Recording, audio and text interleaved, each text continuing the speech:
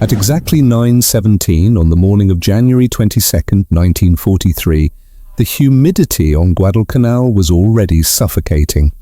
Second Lieutenant John George lay motionless in the shattered remains of a Japanese bunker just west of Point Cruz. His uniform was soaked with sweat and mud, but his hands were steady. He was watching a massive banyan tree standing some 240 yards away through a scope that his fellow officers had been laughing at for 6 weeks. To the men of the 132nd Infantry Regiment, John George was an anomaly.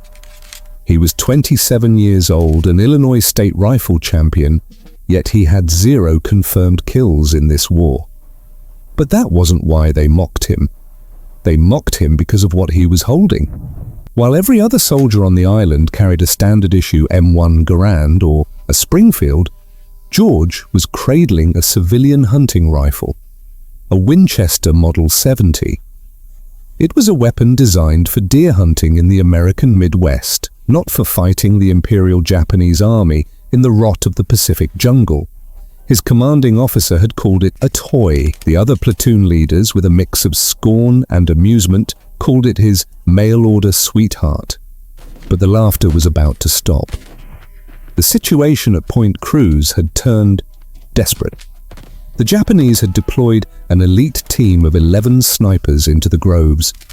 In the past 72 hours alone, those invisible shooters had killed 14 American soldiers.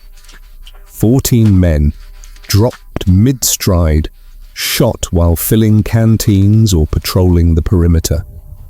The battalion was being bled dry, 1 bullet at a time. And now the same officers who had laughed at John George were praying that his toy rifle could do the one thing their military weapons couldn't: hit back. To understand why George was lying in that bunker, you have to go back to Camp Forest in Tennessee, months before the deployment. When George first unpacked the Winchester Model 70, equipped with a delicate Lyman Alaskan scope and a Griffin and Howe mount, the unit armourer had looked at him with genuine confusion. He asked, "Lieutenant, is this meant for deer or for Germans?" George had replied calmly, "It's for the Japanese." But the bureaucracy of war nearly separated George from his weapon before the fight even began. The unit shipped out before the rifle arrived, while his company spent the long ocean voyage stripping and cleaning their Garands. George sat empty-handed, watching the Pacific roll by. His weapon was sitting in a warehouse back in Illinois. He had to request it be forwarded through military mail, a personal package sent to a war zone. 6 weeks later, in late December 1942, a supply sergeant handed him a wooden crate stamped with the word "fragile." Inside lay the precision instrument he had saved 2 years of National Guard pay to purchase. It was a beautiful piece of machinery, but it was heavy. The rifle alone weighed 9 pounds. The scope and mount added another 12 ounces. In comparison, the M1 Garand issued to every other man weighed 9.5 pounds. But it had no magnification. It was a blunt instrument. George's Winchester was a scalpel. The differences went deeper than weight. George's rifle was bolt action, holding only 5 rounds. You had to manually cycle the bolt after every shot, a slow, deliberate process that could get you killed in a close-quarters firefight. The Garand was semi-automatic, holding 8 rounds, allowing for rapid fire. Captain Morris, George's superior, had taken one look at the bolt-action hunting rifle and ordered him to leave the sporting equipment in his tent. "Carry a real weapon, Lieutenant," he had said. George carried it anyway. The 132nd Infantry had relieved the Marines on Guadalcanal in late December. By then, the Marines had been fighting in this green hell since August. They had secured Henderson Field, the critical airstrip, but they had not taken Mount Austin, and they had not cleared the dense coastal groves west of the Matanikau River. The Japanese called Mount Austin the Gifu. It was a fortress of nature and engineering, 500 entrenched men, 47 bunkers. George's battalion attacked the Gifu on December 17th. For 16 agonizing days, they threw themselves against the Japanese defenses. They lost 34 men killed and 279 wounded.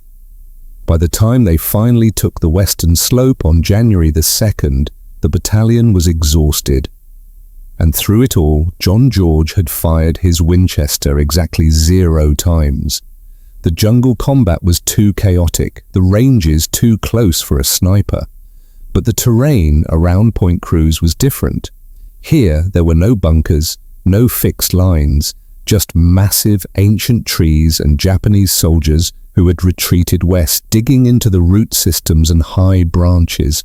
This was a hunter's landscape. And the Japanese knew it. Some of their soldiers were equipped with scoped Arisaka Type 98 rifles. They knew the jungle intimately. They knew how to merge with the foliage. And most importantly, they knew how to wait. On January the 19th, the killing started. A sniper put a bullet through Corporal Davis while he was filling canteens at a creek. He never heard the shot. On January 20th, another sniper dropped 2 men from L Company during a routine patrol. On January 21st, 3 more men died. One of them was shot through the neck from a tree that the patrol had walked past twice without noticing a thing. That night, the battalion commander summoned Lieutenant George. The situation was critical. The Japanese snipers were killing his men faster than malaria could. The morale was cracking. Soldiers were afraid to move, afraid to even raise their heads. The commander looked at George, then at the rifle case. He wanted to know once and for all if that mail-order rifle could actually hit anything. George didn't boast. He simply listed his credentials. Illinois State Championship at 1,000 yards in 1939. At 23 years old, he was the youngest winner in the state's history. He could shoot 6-inch groups at 600 yards using only iron sights. With the Lyman Alaskan scope, he could put 5 rounds inside a 4-inch circle at 300 yards. The commander listened, his face grim. He gave George a simple order. You have until morning to prove it. George spent that night preparing for the hunt. The Winchester had been packed in cosmoline, a thick, waxy preservative for the ocean voyage. He stripped the rifle down, cleaning every spring and screw until the action moved like glass. He checked the scope mounts, ensuring the zero hadn't shifted. Then, he loaded 5 rounds of .30-06 hunting ammunition he had personally packed in Tennessee. This wasn't standard military ball ammo, it was match-grade precision cartridges. At dawn on January 22nd, George moved into the ruins of the Japanese bunker. It offered a commanding view of the coconut groves.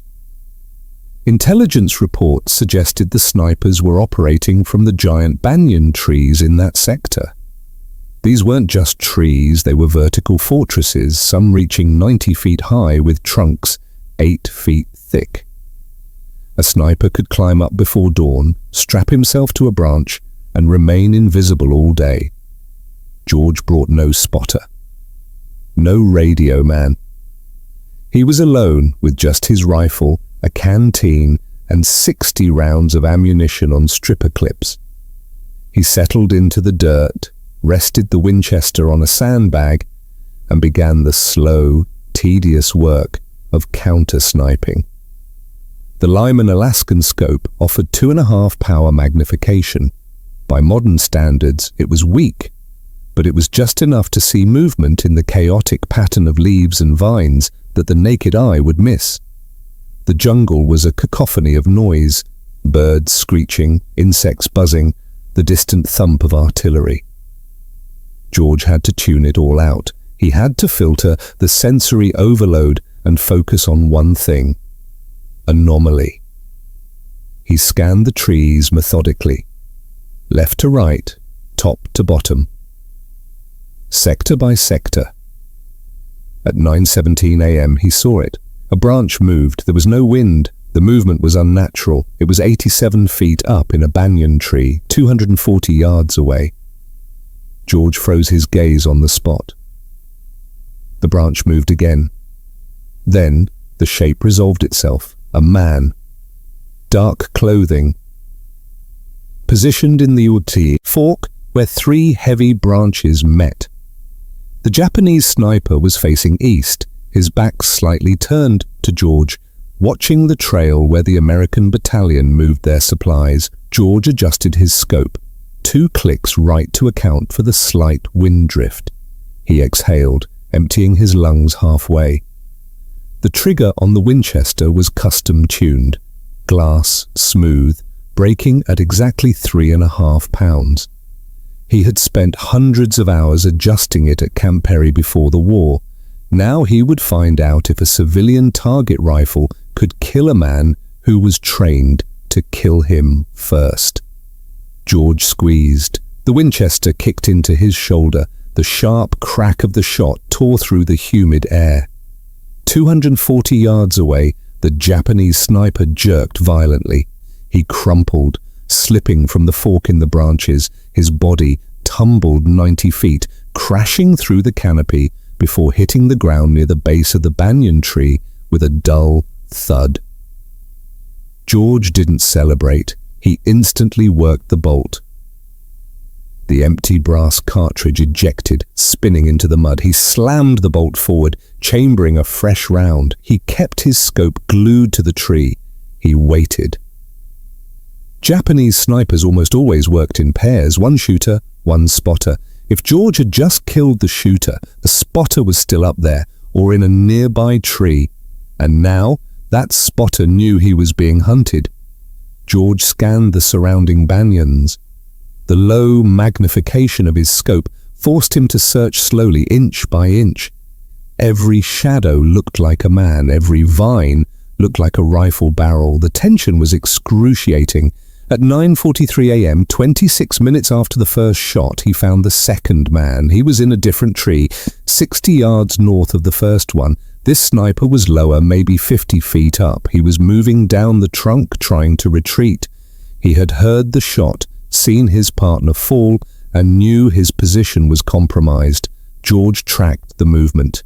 He led the target slightly. He fired. The second sniper fell backwards, his grip on the tree broken. His rifle clattered through the branches ahead of him, hitting the jungle floor a second before his body did. 2 shots, 2 kills. George reloaded his Winchester from a stripper clip. His hands were remarkably steady. His breathing was controlled. In his mind, this was no different than shooting paper targets at Camp Perry. The only difference was that the targets here could shoot back, but the enemy was waking up. At around 11:21 a.m., a Japanese bullet struck the sandbag just 6 inches from George's head. The impact sprayed dirt into his eyes and mouth. He instinctively rolled left, pressing himself flat against the bunker wall. The shot had come from the southwest, a completely different direction than the first 2 kills. George waited 3 agonizing minutes listening, heart pounding against his ribs. Then he inched back to his firing position. He raised the scope again. The shooter would have moved. That was basic doctrine: shoot and relocate. But in a jungle this dense, relocation options were limited. He found him at 11:38. The sniper was in the 3rd tree from the left in a cluster of 5 banyans, 73 feet up. He had repositioned to a different branch, but made the fatal mistake of staying in the same tree. George placed the crosshairs on the dark shape. He fired. The 3rd sniper fell without making a sound.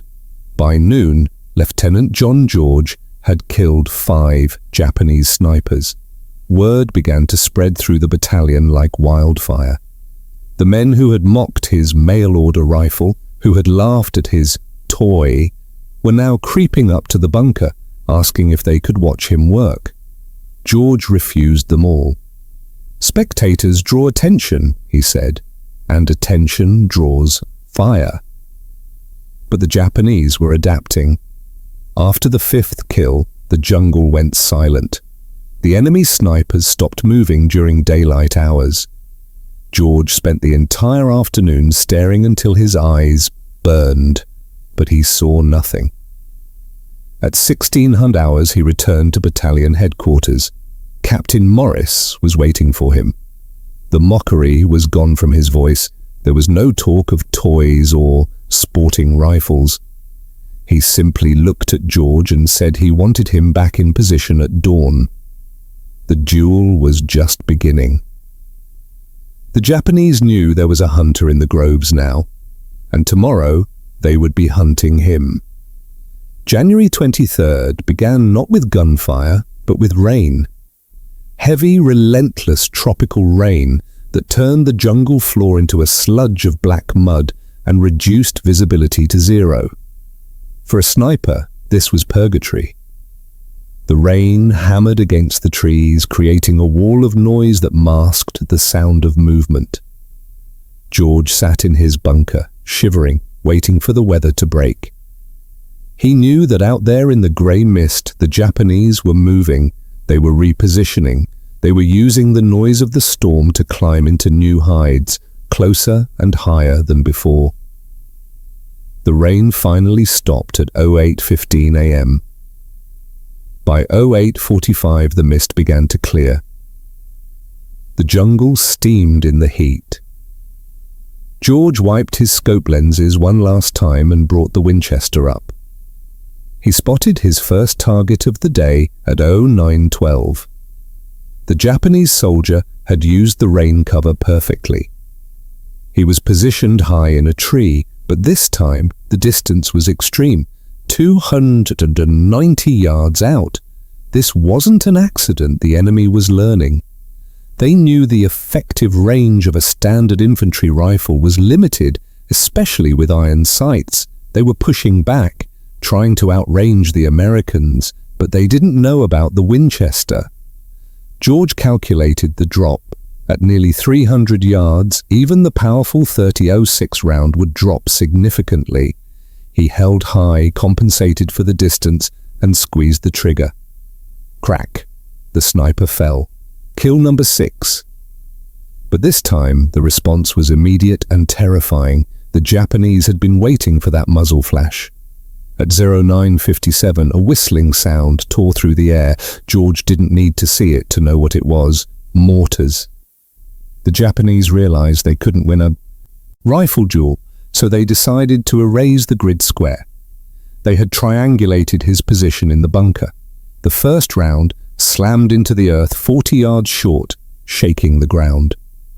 The second salvo walked closer, exploding just 20 yards away. George didn't hesitate. He grabbed his rifle and sprinted. He scrambled out of the bunker, running north along the tree line, his boots slipping in the mud. He dove headfirst into an old shell crater just as the third salvo arrived. Boom! Debris rained down on his helmet. He looked back to see the bunker he had been sitting in 10 seconds ago disappear in a cloud of smoke and splintered logs. If he had stayed to pack his gear, he would be dead. George was now homeless in the jungle. He relocated to a fallen tree trunk 120 yards north of the destroyed bunker. It offered less protection, but it had a clear field of fire. He settled in, checking his rifle for damage. The Winchester was covered in mud, but the action was clear. The dynamic of the battle had fundamentally shifted. This was no longer target practice. This was a duel. The Japanese knew he was there. They knew he was alone, and they were sending their best men to kill him. Throughout the afternoon, the cat-and-mouse game continued. At 14:23, George spotted a glint of metal in the canopy and took his 7th kill.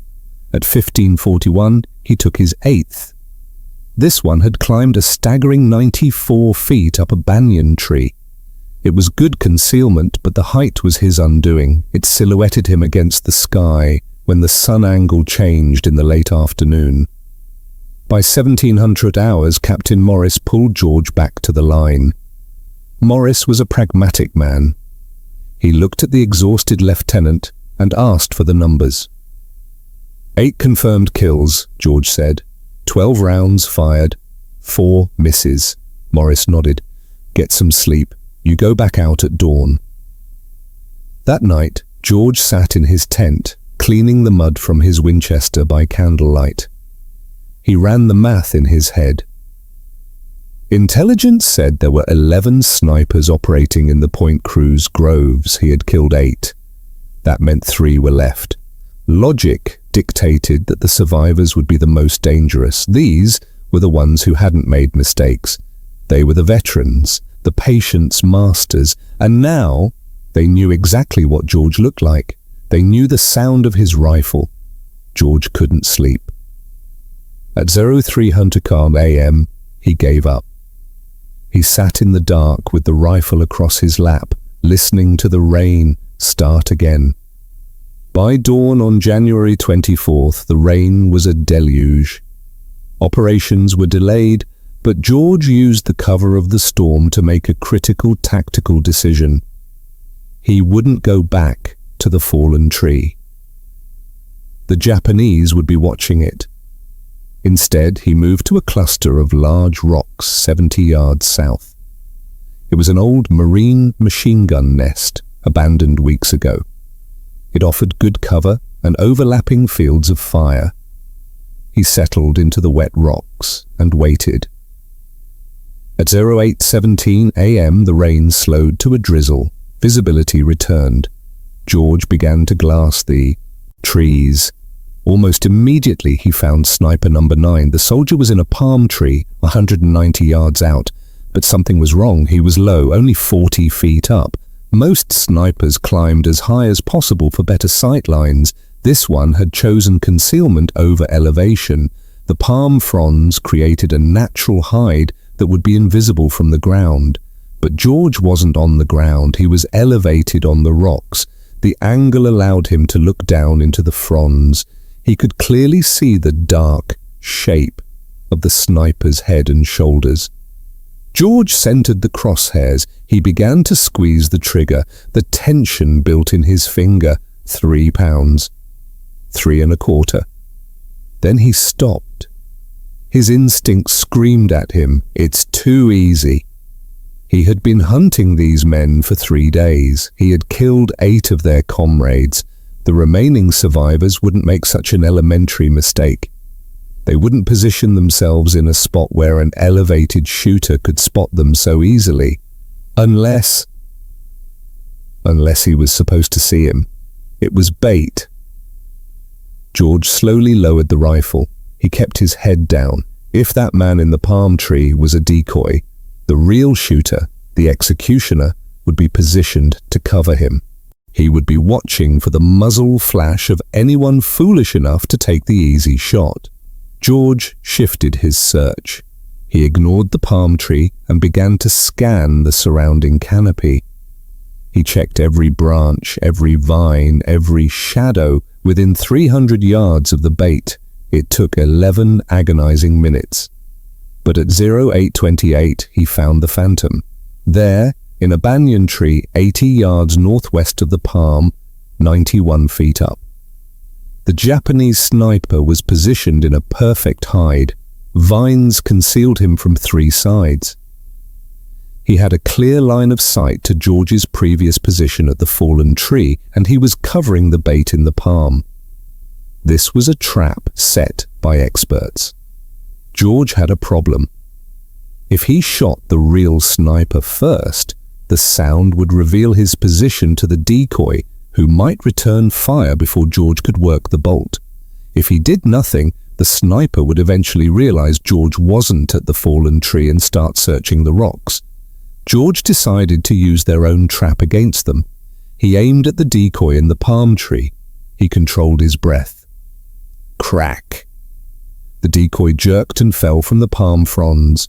George didn't watch him fall. He immediately ripped the bolt back, ejected the shell, slammed it forward, and swung the rifle toward the banyan tree 91 feet up. The real sniper reacted exactly as George predicted. He heard the shot. He turned toward the sound. That movement gave him away. George saw the shift in the branches. The sniper was trying to reorient, trying to find the shooter who had taken the bait. He never got the chance. George put the crosshairs on the moving shape and fired. The second bullet tore through the foliage. The real sniper fell, his rifle tumbling down through the branches after him. 2 shots, 2 kills, in under 5 seconds. But the silence didn't last. George had revealed his position to the entire sector.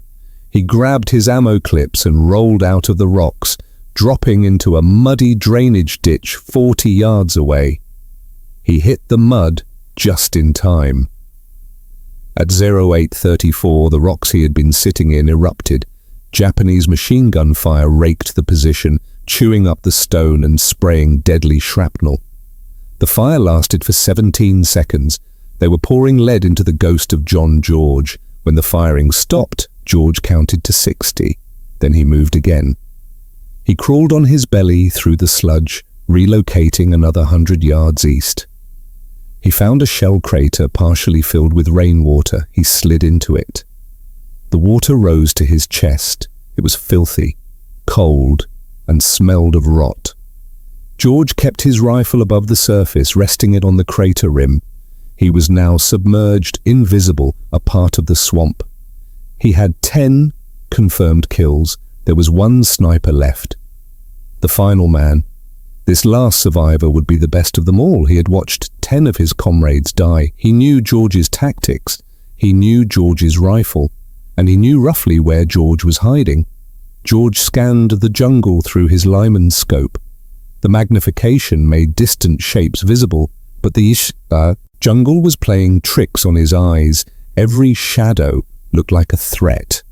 At 09:47, a chill ran down George's spine. He realized he had been looking in the wrong place. He had been scanning the trees, but the 11th sniper wasn't in the trees. He was on the ground. George saw the movement at the extreme edge of his peripheral vision. 60 yards south, low to the earth, a shape was moving through the undergrowth, parallel to the tree line. The Japanese sniper had abandoned the canopy. He was using the ferns and fallen logs for cover, crawling on his stomach. He was crawling toward the rocks George had just abandoned. George remained motionless in the water-filled crater. The Winchester was already shouldered, but the angle was wrong. The rim of the crater blocked his shot. To get a clear line of fire, George would have to stand up, and standing up meant exposing himself to a man who was already hunting him. The Japanese sniper paused at 09:52. He was 40 yards from the rocks. He was studying the terrain, looking for any sign of movement. George held his breath. This was the discipline of the sniper, the ability to let time pass, to wait, to suffer. At 09:58, the enemy moved again. He crawled forward, 35 yards, 30 yards. He was approaching the rocks from the south side, the exact blind spot George had used to escape. He was tracking George. He was following the footprints. At 10:03, the Japanese sniper reached the rocks. He slid into the machine gun nest and took up a firing position. But he was facing east, toward the drainage ditch. He was looking for George where George should have been. The sniper was now just 38 yards away from George's actual position in the water. His back was exposed. It was an easy shot. Center mass. George could end it right now. But he hesitated. Why? Why would a master sniper expose his back like that? Why would he sit in a position that had just been raked by machine gun fire?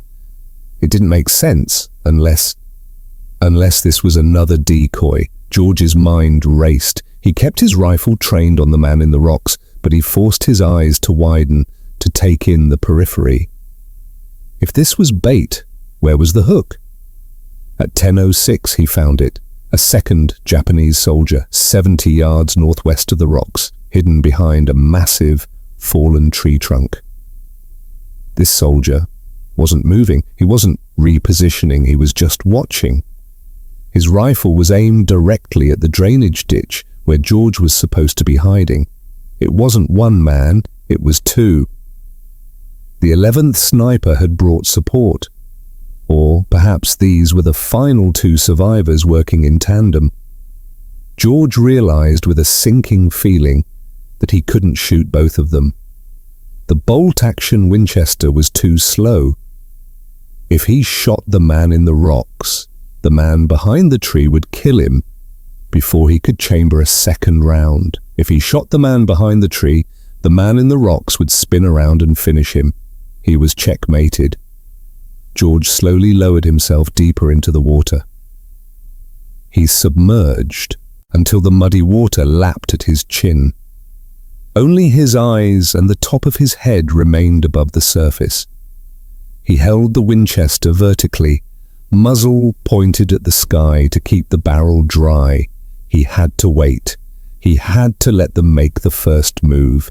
He had to pray they would make a mistake before they found him. At 10:13 a.m., the stalemate broke. The Japanese soldier in the rocks stood up. He had spent 10 minutes staring at the empty drainage ditch and seen nothing. He signaled to his partner behind the fallen tree. They believed George had panicked and fled further east. Both men began moving. They walked parallel to each other, 70 yards apart, executing a sweep. They walked right past the water-filled crater. They were now between George and the tree line. Their backs were exposed. George rose from the water like a swamp creature. Mud and slime dripped from his uniform. Slowly, silently, he brought the Winchester to his shoulder. Water cascaded off the barrel. He aimed at the closer soldier, the one who had been in the rocks, now 42 yards away. Crack. The soldier dropped instantly. George didn't freeze. He worked the bolt with wet hands. Clack, clack. He chambered another round and swung the heavy rifle toward the second soldier behind the fallen tree. The man was turning, raising his Arisaka rifle, his eyes wide with shock. George fired first. The second soldier fell. 11 shots fired over 3 days. 11 Japanese snipers dead. John George had done the impossible. He had single-handedly cleared the Point Cruz groves of the threat that had terrorized his battalion for a week. He lowered the rifle, his heart hammering against his ribs. He climbed out of the crater to retrieve his spent cartridges, a habit of a competitive shooter who reloaded his own ammo. But then he heard it. Voices, Japanese voices, coming from the tree line. And they were getting louder. George froze. It wasn't just 2 men, it sounded like a squad. At least 6 men, maybe more. They were moving toward the bodies of the dead snipers. George realized with horror that the snipers hadn't been working alone. They had an infantry security detail nearby. A recovery team. He dropped back into the crater. The water was cold, muddy, and now it was his only shield. He submerged again until only his eyes and nose remained above the surface. He held the Winchester vertically, pressing it close to his chest. The voices stopped at the first body, just 42 yards away. George could hear the guttural tones of urgent conversation. Then they moved to the second body. At 10:28, the voices changed direction. They weren't moving back to the trees, they were moving toward him. They had found his tracks. George had been careful about noise and movement, but he had left boot prints in the mud leading from the rocks to the crater. Now, those prints were a road map to his hiding spot. George checked his rifle. He had 5 rounds in the magazine. There were at least 6 Japanese soldiers approaching. 5 rounds, 6 targets, and a bolt-action rifle that required valuable seconds to cycle between shots. Against semi-automatic weapons or a rush attack, he was dead. The voices grew closer. 30 yards, 25 yards, 20 yards. At 10:31, a face appeared at the rim of the crater. A Japanese soldier looked down directly into George's eyes. George didn't wait for him to shout. He fired from the water. The explosion of the .30-06 round at point-blank range threw the soldier backward. Chaos erupted. George worked the bolt while still submerged, the water churning around him. He rose up. 2 more soldiers appeared at the rim, bayonets fixed. George fired. Bang. 1 down.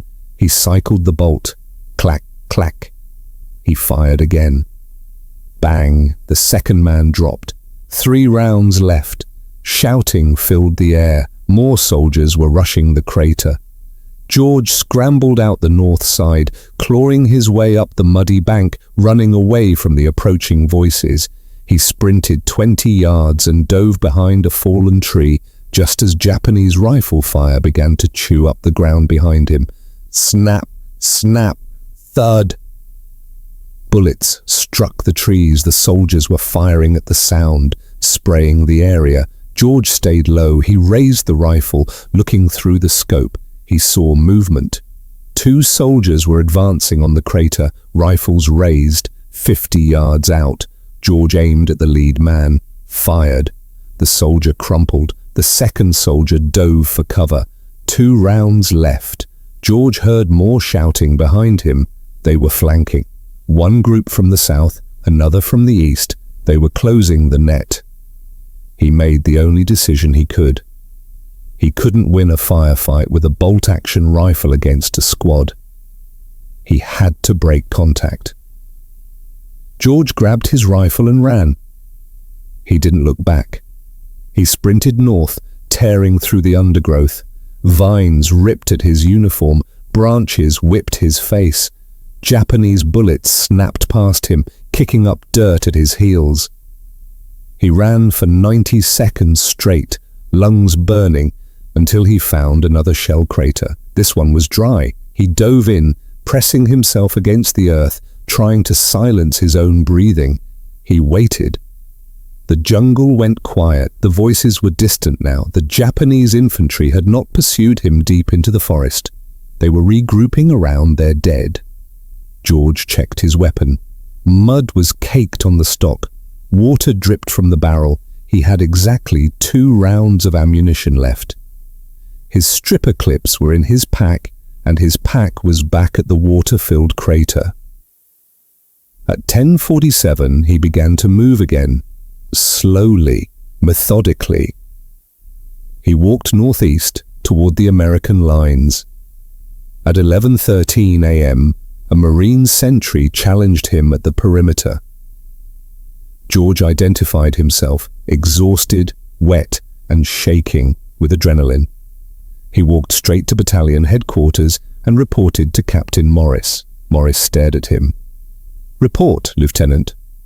11 snipers killed over 4 days, George said. 12 rounds fired against the snipers. 11 hits, engaged with infantry.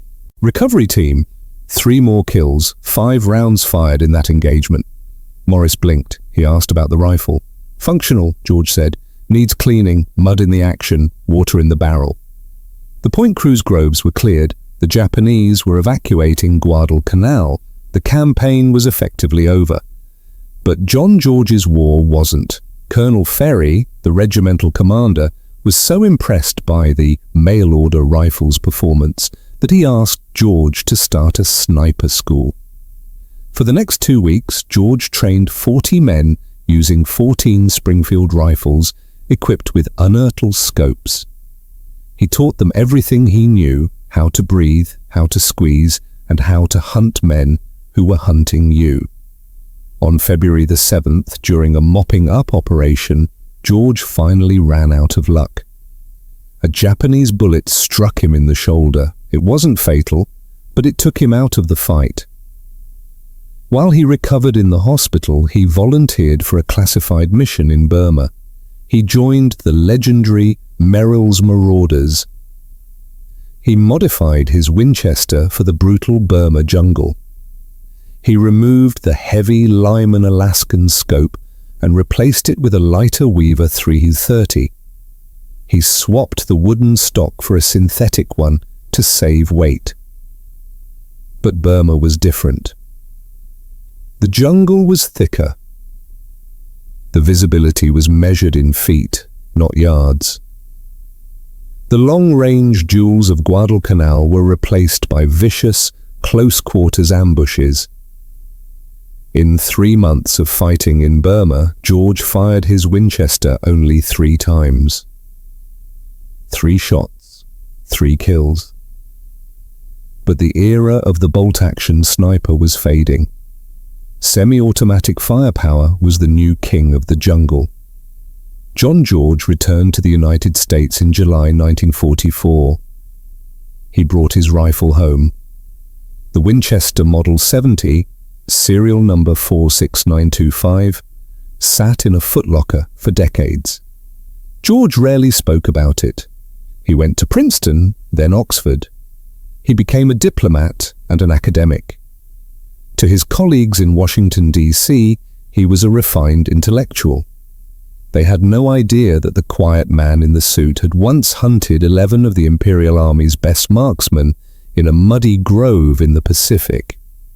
In 1947, George wrote a book called Shots Fired in Anger. It wasn't a memoir of heroism, it was a technical manual on the reality of war. It remains one of the most detailed accounts of Wubu Fu combat ever written. John George died on January 3, 2009. He was 90 years old. Today, that toy rifle, the mail-order sweetheart that his officers laughed at, sits in a glass case at the National Firearms Museum in Fairfax, Virginia. Most visitors walk right past it. To them it looks like just another old hunting rifle. But it isn't. It is the weapon that proved a single man with the right skill and the right tool could do what an entire battalion could not. It is a silent witness to one of the greatest sniper duels in history. If this story of skill and courage moved you, please hit that like button.